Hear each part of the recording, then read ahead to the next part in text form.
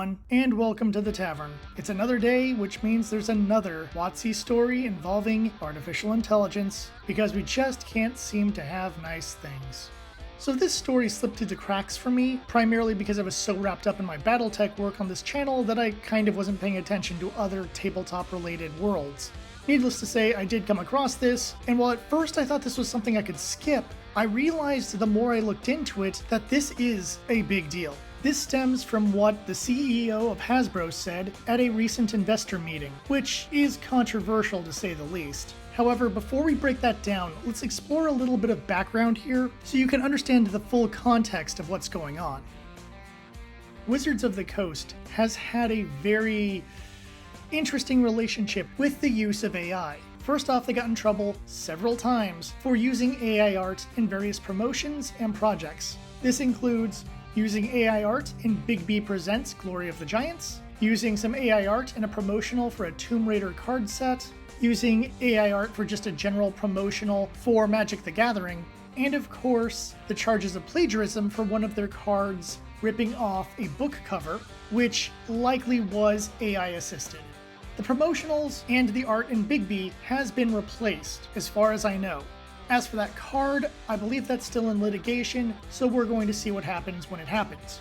Though it does feel like WotC is trying to hide the fact that they're utilizing AI art more and more in their projects. And it's upsetting a lot of the fans because part of the value of a Dungeons & Dragons sourcebook, and definitely a major part of the value of a Magic the Gathering card, is the quality of the art. And if the art is going to be done via AI tools instead of actual artists putting out their creativity and effort, it reduces the value of those objects. You then add the fact that they keep charging more for Magic cards and for D&D books, and you're getting a lot less, but spending a lot more. It should also be noted that Hasbro itself has been using AI, but in a much less controversial way. Mobile games like Trivial Pursuit and the virtual Ouija board have been known to use AI systems.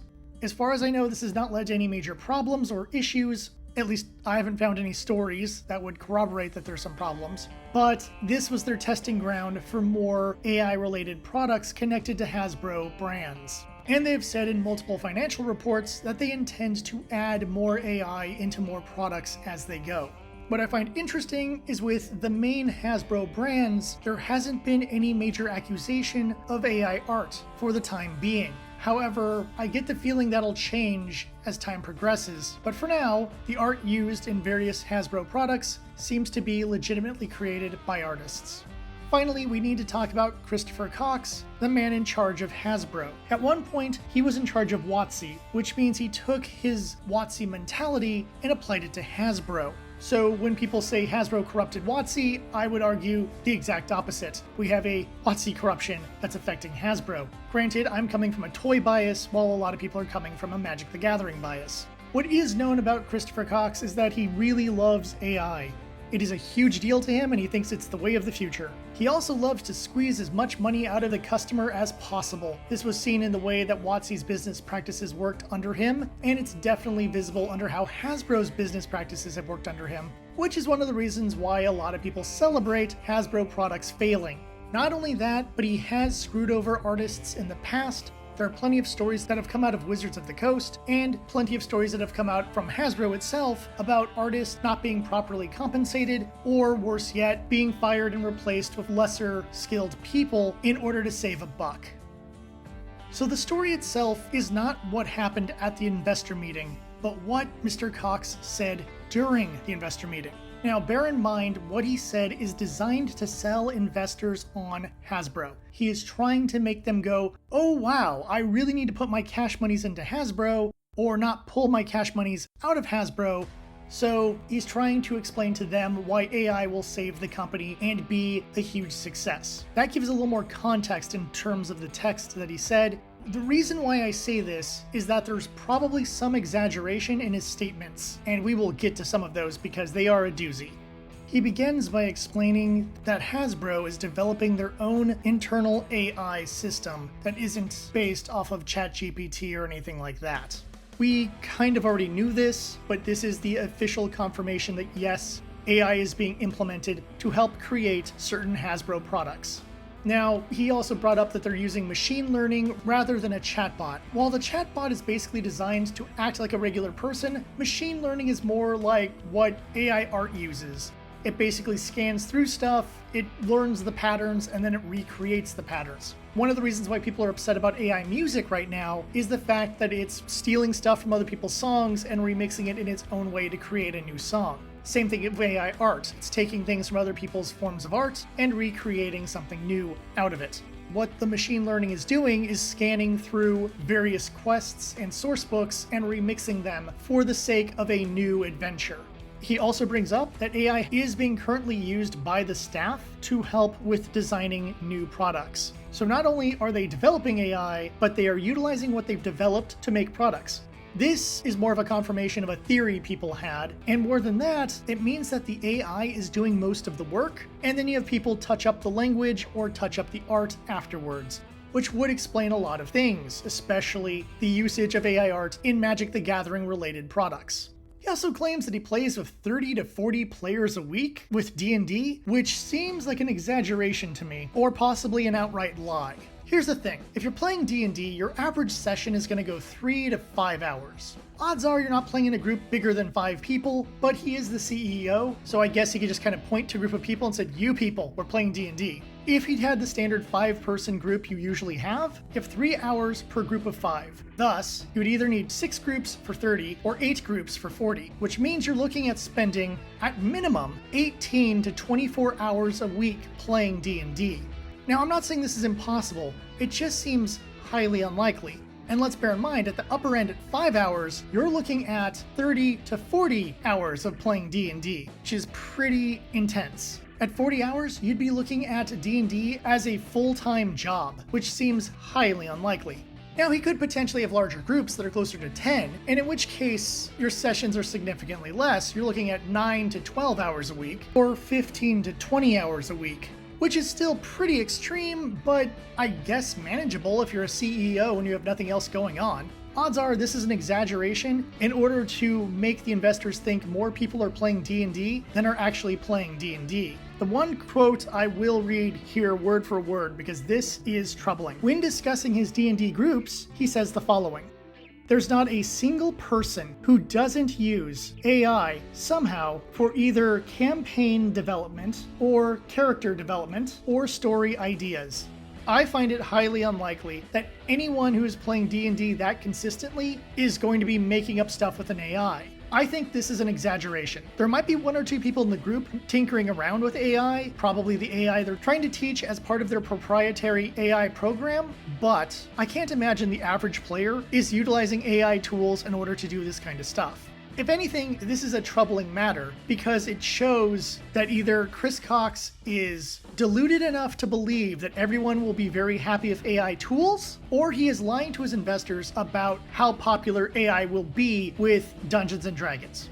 Either way, that's very troubling for the future of D&D. Now, let's also bear in mind, he does want to be responsible with AI, which is a good thing, though he hasn't really done that thus far. He wants to make sure to pay creators and to be clear when AI is being used with a project.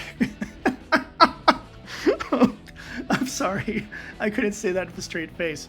He also wants to be clear when AI is being used with certain products. Now, with the mobile games I mentioned earlier, they are clear that AI is being used. Yet, with WotC, they've been very cagey about it, and usually the reason we find out they used AI is because they were caught by the fans, which is not a good look. And again, this comes into that category of, are you being honest and open here? Do you really want to pay your creators for the stuff the AI steals from them? And do you want to pay actual staff to modify half-assed AI work? Or are you just saying this to investors in order to look like a good guy who knows what he's doing and isn't traipsing into territory that could get them into a lot of trouble if you steal from a bunch of writers and artists and don't compensate them properly? More than that, he references the fact that player-created AI stories and new player introductions will become easier and better to do with AI service. Frankly, that's a double-edged sword.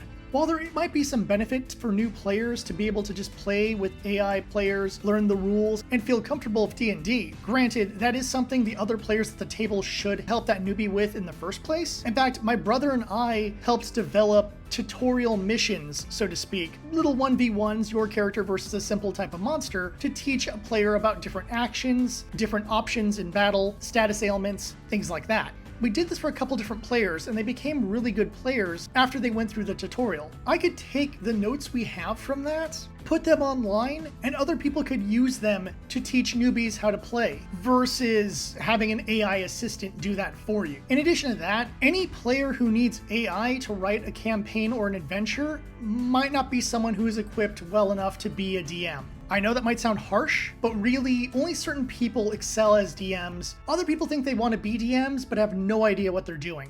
I had a player who wanted to be a DM. I literally handed this player my DM guide and said, look, you're not going to need to read this whole book, but there's definitely some chapters here that would be really helpful for you. That book collected dust on that player's desk, to such a point that I took it back when I had the chance, and the player never mentioned, oh, I can't find your DM guide. Some players just want the title, but don't actually want to put in the work. And with AI tools, now those types of players can be DMs, who really aren't meant to be DMs.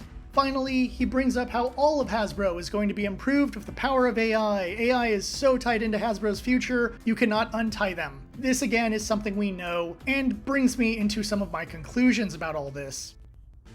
First thing that comes to mind is that it might be more expensive, but isn't it easier to hire talented artists and talented writers than to do an AI program and then hire people to modify what it did so you don't get sued for plagiarism, or don't get in trouble with people online going, wait a second, that's all AI generated, what the hell? The sheer hassle of having to mess around with that stuff and replace art would seem to me to be a greater problem than paying your artists and writers to come up with original things. But then again, I'm not some high-tier businessman who wants to fire all employees who are creative and replace them with drones who will just use an AI program. The one thing I've learned about AI, especially since I've interacted with a few different AI programs for the sake of an upcoming video, is that AI can only do so much. It can only be so human, for lack of a better word. There's plenty of times where I've had sarcasm and it can't pick up on it, where I've had to make sure I denote a tone that I'm going with in order to have the AI respond properly. Hell, sometimes if I try to come up with something complex, it just gets highly confused.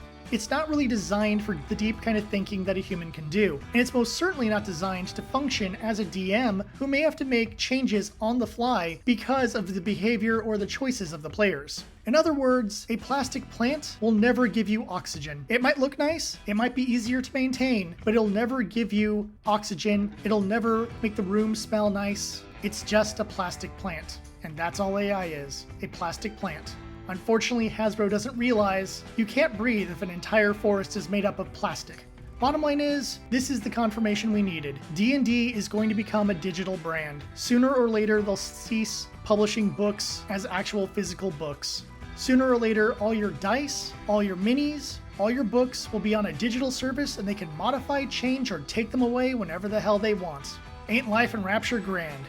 The future looks grim for D&D, and your best bet is to go back to the previous edition that you preferred the most, whether it's 5th, 3.5, 2nd, and just play that one with your friends and family. Enjoy the game the way you want to enjoy the game, not the way they're trying to force you to enjoy the game. Granted, there are plenty of alternatives out there, and you don't have to be tied down to D&D. After all, I recently had a great experience learning Pathfinder this year, and I expect to be playing more Pathfinder games over the rest of this year and in the coming years. The big question, of course, is, could this lead to the death of the brand? I don't think so. And the reason why is because D&D has achieved a Kleenex status, as I like to say. Kleenex is just tissue paper, and there's plenty of brands of tissue paper, but Kleenex is the one that got popular. There's plenty of products that got into this category. D&D will always mean tabletop role-playing. At the very least, it will be a slang word, and based on the way Hasbro has behaved with a lot of their other brands, they will not let it die. They will find some other way of trying to get people into their weird digital game. It's just unfortunate that this is what it has evolved into.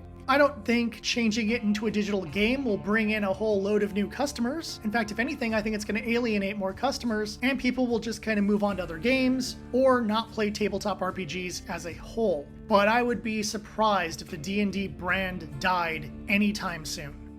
I'd like to say that I'm glad I decided to cover this. While originally I had planned to just skip this one, the more I thought about it and reread the statement, the more I felt it did deserve discussion, and I hope this gives you an idea as to why we are battling against Hasbro and WotC. After all, in order to understand why we fight, you must understand what we fight. And we are fighting against changing a game in a way that will irrevocably damage the brand. The way they've treated the customer, reduction in quality of the art, the stupid things said by the staff have all been adding up into a blob of negativity that the long-term people have walked away from, the newbies aren't getting attracted to, and in the end, the only thing they're doing is hurting the brand and hurting their company. That being said, there are tough times ahead for those of us who are tabletop players, because if the biggest brand goes this direction, it could influence other brands into going that direction as well, which could lead to a lot of other problems and a lot of other games being changed in ways that the average player doesn't enjoy. And of course, as D&D searches for a new audience, they will leave the old audience behind, and that means a lot of us are just going to feel betrayed by a brand we've supported for decades. But that doesn't mean we should give up. We can keep fighting, and even if we cannot change the way D&D is being handled by Hasbro, we can put a warning out there to any other company that wants to go down this route. We will not play your games if you disrespect the players, if you force us to play the game the way you want us to play the game, and most importantly, if you're going to charge us for more and give us less. That's why I always say, fight the good fight, because we only lose when we give up. Until the next time, thank you for watching. I'm sure I'll be back with another rant very soon. But until that time happens, I'll see you at the tavern.